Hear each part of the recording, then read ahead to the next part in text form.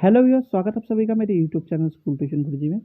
बच्चों, हम कर रहे थे आपका चैप्टर या अध्याय force and laws of motion, यानी बल तथा गति के नियम। और आज हम इसमें पढ़ने वाले हैं बच्चों कॉन्सेप्ट मैप की बारे में। तो चलिए बच्चों देखते हैं सबसे पहले नए चैप्टर में आपके कॉन्सेप्ट मैप में क्या क्या चीज़ें दी हुई है।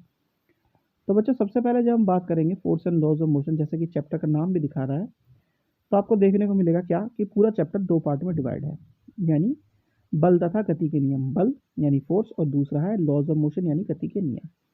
तो सबसे पहले बात कर लेते हैं फोर्स की यानी बल की। तो बल बराबर होता है द्रव्यमान गुना त्वरण, यानी force is equal to mass into acceleration. और जो इसकी यूनिट होती है बच्चों वो होती है न्यूटन या केजी मीटर पर सेकंड स्क्वायर, या अगर आप ये हटा देते हैं पर को तो -2। अब जो फोर्स है बच्चों वो कैसी हो सकती है, दो तरीके की हो सकती है बच्चों, बैलेंस यानी संतुलित, और दूसरी होती है अनबैलेंस या असंतुलित। अब जिस फोर्स का रिजल्टेंट जीरो हो, यानी दोनों तरफ से फोर्स बराबर लग रही हो, तो उसे हम कह देते हैं बैलेंस या संतुलित बच्चों। लेकिन अगर एक जगह जो है फोर्स ज़्यादा हो जाए और दूसरी जगह कम हो जाए, यानी एक जगह ग्रेटर देन जीरो हो जाए, दूसरी जगह क्या हो, जीरो से के नीचे हो जाए, तो ये जो अनबैलेंस हो गई फोर्स उसको कह देते हैं हम असंतुलित बल या अनबैलेंस्ड फोर्स। ठीक है बच्चों।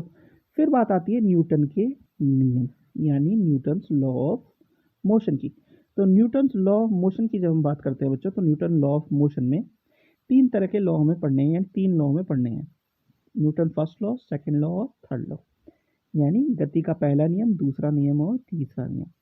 पहले नियम की जब बात करते हैं तो इनर्शिया और मास, यानी जड़त्व और द्रव्यमान, इन दो चीज़ों को वो कॉन्सेप्ट में लेकर के चलता है।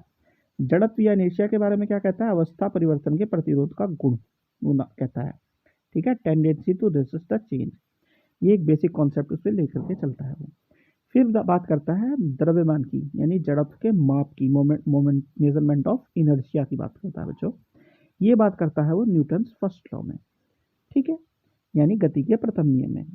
फिर बात करते हैं बच्चों गति का तृतीय नियम या सेकंड लॉ ऑफ मोशन की। तो सेकंड लॉ ऑफ मोशन क्या है, force is equal to M A, ठीक है, और momentum is equal to P is equal to M B. ठीक है, यानी संवेग क्या है, संवेग यानी पी बराबर एम इंटू वी, और इसकी जो आपकी यूनिट बैठती है वो बैठती है केजी मीटर पर सेकंड बच्चों। ठीक है, फिर बात आती है बच्चों गति के तीसरे नियम की, यानी Newton's third law of motion की। तो ये क्या है, ये law of conservation of momentum को बताता है बच्चों। क्या बताता है इसमें, यानी संवेग संरक्षण का नियम सबसे पहले बताता है, यानी किसी सिस्टम का कुल संवेग स्थिर होता है अगर उस पर बाहरी बल ना लगाया जाए, यानी total momentum of the system remains constant until unless there is no another force acting on it from the outer side। ठीक है ना बच्चों। और दूसरी चीज जो एक कॉन्सेप्ट में रखता है वो है एक्शन रिएक्शन, यानी क्रिया प्रतिक्रिया, यानी प्रत्येक क्रिया के लिए बराबर तथा विपरीत दिशा में प्रतिक्रिया होती है, यानी for every action there is an equal and opposite reaction, यानी कि अगर आप किसी चीज पे धक्का देते हैं तो उधर की साइड से भी उतनी ही फोर्स आपको रोकने के लिए लग रही है। इससे आप ऐसे समझ सकते हैं। ठीक है बच्चों, यानी आपने इसे एक्शन और रिएक्शन के तौर पे समझना है। और एक जो बेसिक चीज इसमें रह जाती है बच्चों वो क्या है कि force and laws of motion में सबसे पहले हमें समझना ही है कि फोर्स क्या है। तो फोर्स तो हम पहले से ही पढ़ते आ रहे हैं कि it is the force that enables us to do work, यानी बल क्या है, वह चीज है जिससे हम कोई कार्य कर सकते हैं। अब ये क्या होती है, to do anything either we push और पुल द ऑब्जेक्ट, यानी किसी चीज को हम धकेलने या पास खींचने के लिए करने वाली चीज को हम क्या कह देते हैं, फोर्स कह देते हैं, बल कह देते हैं बच्चों। तो बच्चों ये वाला पार्ट था आपका कॉन्सेप्ट मैप का। आशा करता हूँ आपको वीडियो अच्छी लगी होगी। नेक्स्ट पार्ट में शुरू करेंगे आपके चैप्टर को। Thank you.